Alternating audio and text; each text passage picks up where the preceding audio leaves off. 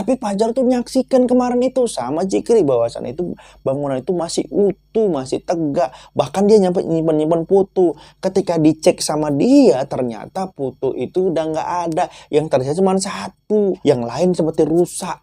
Seperti nggak ada file, yang nggak ada gambar.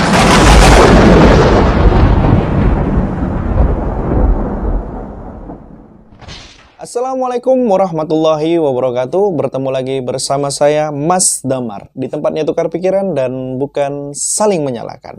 Hari ini Mas Damar akan menceritakan kepada kalian pengalaman CS kita, yaitu Fajar.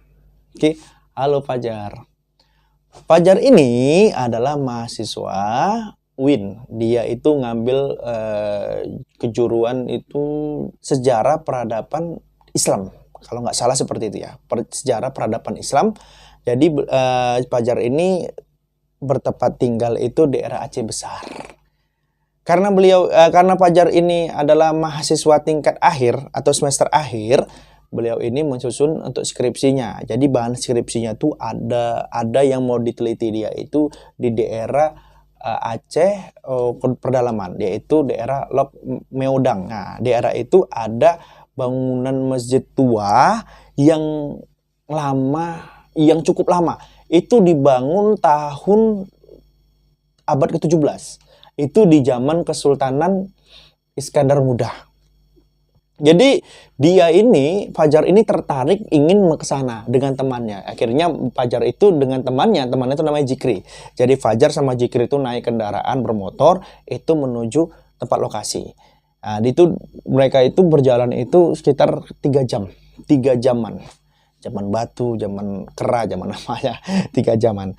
Jadi ketika mereka udah perjalanan itu, mereka seperti biasa ngobrol-ngobrol itu bahwasannya mudah-mudahan mereka itu ini adalah skripsi emas yang luar biasa ya, karena menyimpan sejarah yang luar biasa, termasuk masjid tertua ya. Dia ada di Aceh. Nah, jadi karena mereka itu semangat kali ya, seperti biasa ya, ketawa-ketawa ya kan gitu, ngobrol. Nah, sampailah mereka itu di gang sempit, malah makin sempit nih, jalan makin sempit ini, disempit-sempit gitu kan. Wah, suasana itu hening, terus agak dingin gitu kan, dia agak perdesaan gitu kan. Sampailah dia di sebuah kita bilang warung ya, warung. Jadi minum kopi lah, sambil kopi, mengeteh di situ. Ngobrol lah sama orang tua di situ. Nah, kita bilang itu bapak-bapak tua itu dengan suara yang agak serak-serak gitu, ceritakan, Pak, Bapak tahu nggak tentang masjid tua yang ada di Lok Meudang ini? Oh tahu, ini di sini ini katanya. Itu memang udah cukup lama katanya. Ini cukup lama bangunannya itu, bangunan lama yang udah terbengkalai lah, nggak pernah dipakai lagi untuk sholat tuh, ibadah nggak pernah dipakai, nggak pernah diurus lagi lah. Tapi kalau malam itu sering mendengar suara-suara, ya salah satu azan. Jadi kalau udah malam hari itu ada suara azan, ada yang mengajani. Rupanya itu ada peneliti dari Belanda itu menulis catatan sejarah tentang masjid ini di tahun 1902 itu kan, bahwasannya itu Belanda itu sampai mereka itu takjub dengan bangunan arsitektur bangunan masjid itu, karena dia dibangun dengan kayu hitam yang sangat langka. Itu dia. Jadi tertariklah nih Fajar sama Jikri nih. Ini mereka dapat skripsi emas bener nih. Jadi ketika dapat kabar dari orang tua tadi bahwasannya itu di situ ada di masjid itu sering kalau malam hari terdengar suara azan. Mereka itu nggak menggubrisnya. Kalau si Fajar itu nulis lah ini sebagai bahan nantinya gitu. Sedangkan si Jikri anggapnya itu mitos, semuanya mitos gitu. Akhirnya mereka melanjutkan perjalanan. Mereka langsung sampailah kepada masjid-masjid tadi. Sampailah di depan masjid tadi itu, mereka masuklah. Mereka lihat masjid tadi itu dengan kemegahannya, walaupun nggak begitu besar. Masjid tadi itu mereka masuk ke dalam, mereka lihat. Tapi di situ mereka lihat ada keanehan. Keanehannya itu apa? Masjid tadi itu kayak baru habis disapu. Baru dibersihkan lah gitu. Jadi semua terbentang sajadah atau apa, semua itu terbentang rapi gitu. Kayak baru selesai dibersihkan, baru selesai dirapikan, kayak orang udah selesai sholat di situ. Mereka itu sampai pada waktu itu sekitar jam 3 sore. Kayak jam 3 sore sampai di sana, ya sampai di tempat lokasi itu kayak selesai sholat asar lah gitu, sampai di masjid tadi itu. Sampai mereka di sana, udah mereka putu-putu semuanya, putu-putu selesai, waktu malam tiba. Jadi mereka itu waktu malam itu menginaplah di rumahnya kepala desa. Menginap di rumah kepala desa tadi itu Jikri dan Fajar. Seperti biasa mereka itu ya tidur dengan nyenyak. Tidur berdua. Tahu-taunya sekitar jam 12:30 itu tiba-tiba Fajar terbangun. Gara-gara ada orang yang azan. Ada yang azan di masjid tadi tuh. Suaranya merdu kali. Suaranya tuh enak kali dengar. Nyaman kali kalau didengar tuh enak kali suaranya. Didengar ya. Jadi dengerin gitu. Ketika Fajar mulai bangun gini, tau-taunya Zikri juga bangun. Mendengar suara yang sama. Antara jarak rumahnya kepala desa itu sama rumahnya nama masjid tadi itu cuma nggak jauh, nggak jauh kali lah, sekitar 100 meter. Jadi gitu azan terdengar kali lah di situ, terdengar. Jadi mereka dengerin lah gitu kan. Wih, suaranya jelas kali, merdu kali. Jadi kayak baru azan gitu kan. Jadi mereka bangun, tapi ini dilihat mereka jam 12 lewat. Mereka berangkat lah, yuk kita cek ke sana yuk. Kata si Fajar, kata Jikri, ayolah kita cek ke sana. Kesanalah mereka. Sampai mereka di tempat lokasi di masjid tadi itu, tahu-taunya berhenti. Azan tadi itu berhenti. Jadi mereka lihat tadi, ini masjid itu tahu-taunya kayak terbuka sedikit pintunya. Berhenti azannya tapi pintunya agak terbuka. Jadi karena itu nggak ada lampunya, mereka pakai senter lah. Mereka cek lah di tempat azan tadi itu kan. Ruang azan ternyata nggak ada yang azan, ternyata nggak ada orang di situ pun, nggak tahu siapa yang azan. Mereka cari gini, rupanya ada bayangan hitam, bayangan besar, tinggi besar itu di belakangnya si Jikri tadi. Jikri bilang, Jar, coba kau cek Jar, arah sana Jar. Di senternya itu dilihatnya ada bayangan hitam tinggi besar lihat gini. Nampak mereka sama-sama mereka nampak, tapi nggak nampak wujudnya, kayak membelakangi tapi tinggi besar. Ketika di center mereka tadi itu, jadi Jikri sama Fajar lari lah dari tadi. Lari sampai mereka ke rumah kepala desa. Jadi mereka itu nggak sempat bisa tidur lah. Mereka itu kayak meriang ketakutan dari itulah. Meriang ketakutan. Akhirnya pas waktu pagi tiba, itu selesai sholat subuh, mereka buru-buru pergi, buru-buru meninggalkan tempat tadi itu. Jadi akhirnya Fajar sama Jikri itu balik ke rumah mereka tadi itu karena mereka takut terjadi apa-apa. Karena mereka menyaksikan sesuatu yang aneh di situ.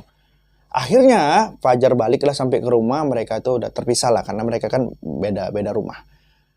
Tahu-taunya Fajar itu sering dimimpi atau sering dikejar-kejar oleh makhluk tadi itu, kayak dirasa ketakutan sampai Fajar itu sakit. Akhirnya Jikri tahu nih, jenguk Fajar tadi, Fajar sakit. Ditengoknya itu memang itu bahwasannya Fajar sakitnya nggak sakit biasa. Karena kalau udah malam itu kayak tahu-taunya dengar orang suara azan di telinga dia tadi itu, ya jelas azan Jar, azan gitulah, ngigo gitu. Jar, Jikri, azan nih, azan katanya. Seperti itu dibilang sama dia. Kalau udah ngigo gitu. Jadi akhirnya si Fajar tadi itu mengajak Jikri untuk kesana lagi ngecek lokasi, tapi Jikri nggak mau karena Jikri takut. Akhirnya Fajar bergerak sendiri, dia menuju tempat lokasi tadi, Lok Maudang tadi itu, kesana lah Fajar sendiri. Akhirnya Fajar udah sampai tempat tujuan, jumpalah Fajar itu di warung tadi itu, jumpalah orang-orang situ. Bertanyalah Fajar sama itu. Adalah orang-orang tua di situ tanya Fajar bahwasan tentang masalah masjid tadi. Rupanya masjid yang diceritakan Fajar tadi itu udah lama runtuh, udah lama nggak ada, sejak di tahun 24 waktu tsunami itu. Jadi itu hancur, bangunan udah hancur, nggak ada sama pun itu. Jadi tinggal pondasi doang tadi itu aja. Tapi Fajar tuh menyaksikan kemarin itu sama Jikri bahwasan itu bangunan itu masih utuh, masih tegak. Bahkan dia nyimpen foto. Ketika dicek sama dia, ternyata foto itu udah nggak ada. Yang tersisa cuma satu. Itu bagian dalam, yang lain seperti rusak. Seperti nggak ada file, yang nggak ada gambarnya. Jadi Fajar itu makin terheran-heran, makin terkejut-kejut, apa bener ini? Jadi ditanya lah rumah kepala desa tadi itu. Kepala desa pun ada namanya Pak Ibrahim, lupa nama saya. Namanya Pak Ibrahim tadi itu udah meninggal lama. udah meninggal lama. Jadi Fajar ini selama ini tinggal di rumah seseorang yang udah meninggal. Padahal itu juga rumahnya itu udah nggak terurus. Jadi Fajar sama Jikri rupanya tinggal di rumah orangnya udah nggak ada, orang udah meninggal. Mereka tinggal di situ. Sisa-sisa sejarah yang sisa-sisa yang tinggal itu tinggal foto-foto yang Fajar simpan. Itu hanya satu foto saja, yaitu foto masjid yang masih berdiri kokoh. Itu masih tersimpan oleh Fajar. Nah, akhirnya ketika Fajar udah mengetahui itu semua cerita dari masyarakat situ bahwasanya masjid itu udah lama runtuh dan kepala desa namanya Pak Ibrahim tadi itu udah nggak ada, udah meninggal lama. Akhirnya Fajar balik, Fajar ceritakan sama Jikri, Jikri makin ketakutan. Kisahnya itu, iya, luar biasa rupanya. Jadi selama ini CS itu Fajar sama Jikri rupanya menempati rumah orang yang udah meninggal. Bahkan bangunan masjid tadi itu yang mereka anggap adalah bangunan masih kokoh, ada tempat bahan skripsi Mas ini, rupanya ternyata salah. Bangunan tadi itu udah runtuh, udah nggak ada, cuma tinggal pondasi. Tapi di penglihatan mereka itu, satu malam itu mereka menyaksikan tentang pondasi, tentang masjid tadi itu, rumah Pak Ibrahim dan masyarakat lainnya. Itu disaksikan mereka. Padahal di tahun 2004 masjid itu udah hancur dan Pak Ibrahim udah lama juga meninggal. Udah lama meninggal. Akhirnya Fajar itu balik ke rumahnya, tapi teror itu masih berkelanjutan. Kadang Fajar itu masih mendengar suara-suara azan, tahu-tahunya gitu. Kayak suara azan itu kayaknya deket kali di telinga dia, suara azan itu. Bahkan di rumah dia itu seperti sajadah itu dibentangkan kayak ada orang sholat. Jadi penutup cerita Mas Damar ini, mungkin sebagian kalian itu kalau nggak pernah mengalami hal-hal seperti ini, hal-hal janggal ini mungkin tidak percaya. Itu kembali kepada diri masing-masing, tapi di setiap pengalaman orang itu pasti berbeda-beda. Yang jelasnya hal-hal gaib, hal-hal nyata itu berdampingan.